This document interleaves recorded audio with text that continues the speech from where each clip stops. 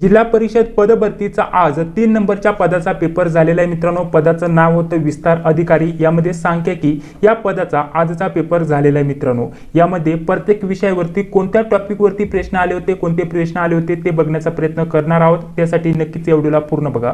1 ते 2 विद्यार्थ्यांशी बोलणं झालेलं आहे, त्यांचा आज पेपर झालेला आहे विस्तार अधिकारी सांख्यिकी या पदाचा। तर कोणकोणते प्रकारचे प्रश्न आले होते ते सर्व आपण बघणार आहोत। नक्की आयबीपीएस पॅटर्न नुसार कोणत्या प्रकारचे कोणत्या टॉपिकवरती प्रश्न विचारले जात आहे ते तुम्हाला या व्हिडिओच्या माध्यमाने समजून येणार आहे।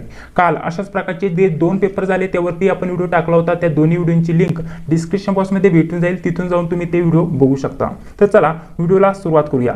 सर्वात पहिला आपला विषय मॅथ अँड रिझनिंग, ठीक आहे। यामध्ये नफा तोटा यावरती प्रश्न होता, पर्सेंटेज वरती प्रश्न होता, भागीदारी यावरती प्रश्न होता, नातेसंबंध यावरती प्रश्न विचारला होता, नंबर वरती प्रश्न आले होते, नंबरांवरती, त्यानंतर अल्फाबेट वरती प्रश्न आला होता म्हणजे संख्यामाला आणि अक्षरमाला यावरती दोन्हींवरती 2-2 प्रश्न विचारले गेले होते मित्रांनो। म्हणजेच आपण ज्या नोट्स काढल्यात मित्रांनो, नोट्सच्या बाहेरचं काहीच गेलेलं नाहीये।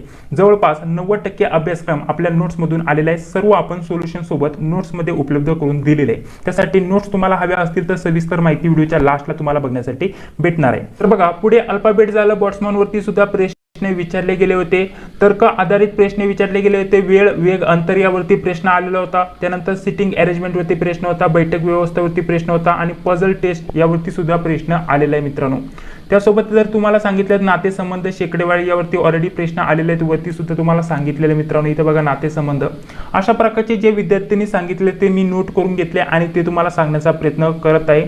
त्यानंतर असाही प्रश्न विचारला होता, आपल्याला एखादा शब्द दिला असतो आणि त्यापासून किती अर्थपूर्ण शब्द तयार होतात ते आपल्याला विचारलं असतं, ठीक आहे। तर या टाईपचे सुद्धा प्रश्न आलेले आहेत मित्रांनो। तसा जर विचार केला, बुद्धिमत्ता आणि गणित या विषयाच्या ज्या नोट्स काढल्यात मित्रांनो, जे आयएमपी प्रश्न संच टॉपिक नुसार आपण काढलेत, सर्व त्यातूनच आलेले मित्रांनो, त्याच टाईपचे प्रश्न आलेले आहेत मित्रांनो। हे सर्व आपण आपल्या नोट्स मध्ये कव्हर केलेले आहेत। एकाच टॉपिक वरती आपण 5 ते 7 उदाहरण सोल्युशन सोबत सोडून घेतलेत मित्रांनो आणि याच टाईपचे प्रश्न आलेले आहेत। जीकेचा जर विचार केला तर संसद भवन वरती प्रश्न होता, G20 वरती प्रश्न होता, 2011च्या लोकसंख्येवरती प्रश्न आला होता आणि राज्यघटना यावरती प्रश्न आले होता। आतापर्यंत सांगितलेल्या विद्यार्थ्यांच्या म्हणण्यानुसार यावरती जीके वरती प्रश्न आलेले आहेत मित्रांनो।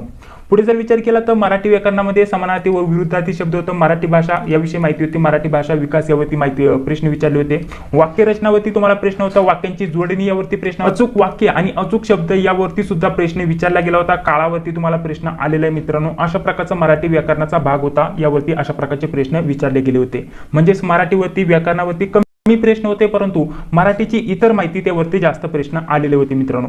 पुढे चला, उत्तरावरील प्रश्न आपल्याला आलेले मित्रांनो। मराठीमध्ये उत्तरावरती प्रश्न विचारले जातात, ठीक आहे। 5 मार्कासाठी आपला 5 प्रश्न आपल्याला यावरती विचारले जातात, हेही महत्त्वाचं असणार आहे। इंग्लिश ग्रामरचा जर विचार केला, समानार्थी विरुद्धार्थी आर्टिकल त्यासोबत पॅराजंबल वरती 3 प्रश्न होते। त्यानंतर आपल्याला एखादं गाळलेल्या जागा भरायची असतात, ठीक आहे, फिल इन द ब्लँक यावरती अशा प्रकारचे 4 ते 5 प्रश्न विचारले गेले होते मित्रांनो। अशा प्रकारचं विद्यार्थ्यांचं म्हणणं आहे, ठीक आहे। तर अशा प्रकारचा इंग्लिश ग्रामरचाही समावेश झालेला आहे मित्रांनो। म्हणजेच आपला जो आजचा पेपर होता विस्तार अधिकारी सांख्यिकी, यामध्ये जर विचार केला तर मराठी त्यासोबत इंग्लिश, त्यानंतर रिझनिंग आणि मॅथ, ठीक आहे, आणि जीएसचा विचार केला तर अशा प्रकारचे या 4 विषयांवरती प्रश्न विचारले होते। एकूण 100 प्रश्न होते 200 मार्कांसाठी।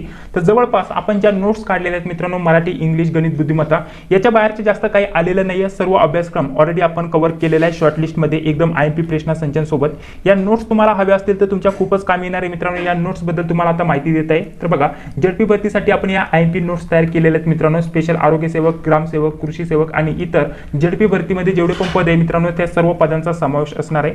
यामध्ये आपल्याला काय काय भेटणार आहे सविस्तर माहिती जाणून घेण्यासाठी तुम्हाला एक नंबर देत आहे बघा, तुम्हाला स्क्रीनवरती एक नंबर दिसत असेल, 91 39 64 31 99 या मोबाईल नंबरवरती तुम्हाला व्हॉट्सअपवरती संपर्क करायचा मित्रांनो, ठीक आहे। व्हॉट्सअपवरती फक्त SMS करायचा आणि सांगायचं तुमच्या पदाचं नाव, तुम्हाला कोणत्या पदासाठी नोट्स हव्या आहेत, पदाचं नाव सांगायचं, या पदाच्या आम्हाला नोट्स हव्या आहेत, सर्व माहिती तुम्हाला दिली जाईल। या नोट्स सोबत तुम्हाला मागील प्रश्नपत्रिका, काही टेस्ट सुद्धा फ्री मध्ये बघण्यासाठी भेटणार आहे मित्रांनो। खूपच आयएमपी नोट्स असणार आहे मित्रांनो।